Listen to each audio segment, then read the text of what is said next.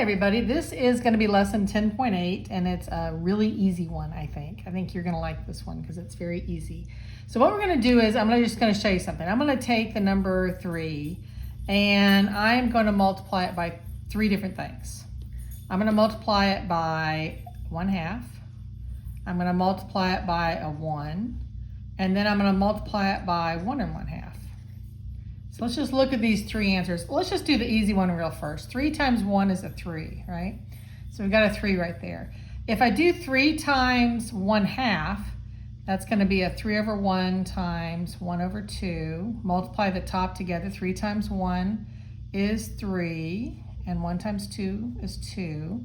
And I need to make that into a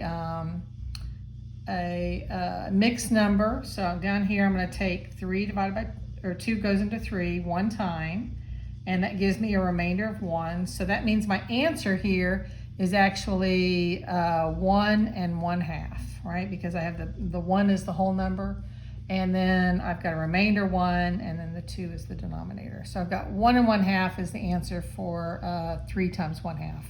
Here I need to do the same thing. I've got to, first of all, I have to turn the 1 1/2 back into a mixed number. Now I could do that easily. I could see that it's going to be 3/2, but let's just go ahead and do the work because it's always not going to be that easy. So 1 1/2 is going to be the same thing as 1 times 2, which is a 2. And I'm going to add to it the numerator. That gives me a 3. So my answer is going to be 3/2. So 1 times 1 1/2 is the same thing as 3 times 3/2. And then I can put the 3 over a 1 times 3 over 2, and that's going to give me 9/2. And I want to turn that into a mixed number, so I'm going to take the 9 divided by 2. That's a 4 minus 8, and that gives me a remainder 1. So this answer will be a 4 1/2. All right, so let's look at these 3 answers that I have here. I have 1 1/2, 3, and 4 1/2. And let's look at it on a number line. All right, so we look at it on a number line. We got a 0, we got 1, we got 2, we got 3, we got 4, we got 5. And if I had to plot these, I would have a 1 1/2 would be right here. The number 3 would be right here, and then the 4 1/2 would be right here. So notice that I took the number 3 and I multiplied it by 3 different things. And when I multiplied it with a 1, I got the 3 back. I got a 3 as I started with. When I multiplied it with a number that was less than 1, so this 1/2 is less than 1, my number was less than 3. When I multiplied it with a number that was greater than 1, the number that I ended up with turned out to be greater than 3. So here I have a number that is that I multiplied was less than 1. This one was greater than 1. And notice how it falls out here. So I went through all this rigmarole, but I'm going to show you how easy this is. Because what they're asking, the kind of questions that they're going to be asking is they're going to be asking, when I take my whole number and I multiply it with another number, is it going to be less than, equal to, or greater than? And so I can look at all these. So let's say I've got 5 times 1 3/4. I don't have to do any work at all because there's going to be 3 questions. Is my answer going to be less than 5? Is it going to equal to 5? Or is it going to be greater than 5?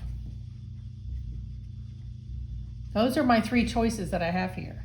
Notice that I'm multiplying with 1 3/4. That number, 1 3/4, is greater than 1. So that means that I'm scaling up my 5, and it's going to be greater than 5. All right, let's look at another example. What if I multiplied 3/4 times 6? So I've got 3/4 times 6. All right, so my whole number, I'm looking at my whole number here. I want to know, is the final answer going to be A, less than 6? And notice I'm talking about the whole number that I'm multiplying it with. Is it going to equal to 6? Or is it going to be greater than 6? And all I have to do is look to see, what did I multiply my 6 with? I multiplied it with 3/4.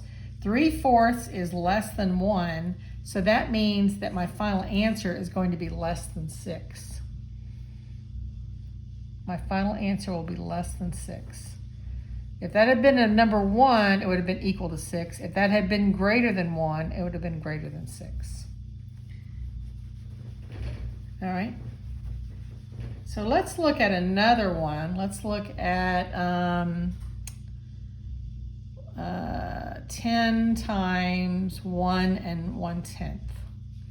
And again, the 3 questions are going to say less than 10, equal to 10, or greater than 10. So I'm going to look at what I'm multiplying 10 with. 1 1/10. Well, 1 1/10 happens to be greater than 1. So that means that my answer is going to be greater than 10. My answer will be greater than 10. Let's do one more. Let's do 7/8 times 24. Now I want to know, is this going to be less than 24? Equal to 24? Or greater than 24? So look at what I'm multiplying 24 with. I'm multiplying it with 7/8. 7/8 is less than 1. So that means that my answer will be less than 24. One last one before you get started on homework. If I have 25 times 1, is that going to be less than 25? Equal to 25? Or greater than 25? Uh-oh, everything's done. Alexa, stop. Okay, so I look at this, greater than 25, and I look at my 1, it equals to 1, so that means that my answer will equal 25. All right, so go ahead and work the problems on page 753 through 756. It shouldn't take you any time at all to do this. And I will be talking with you. You all have a good weekend, and thank you.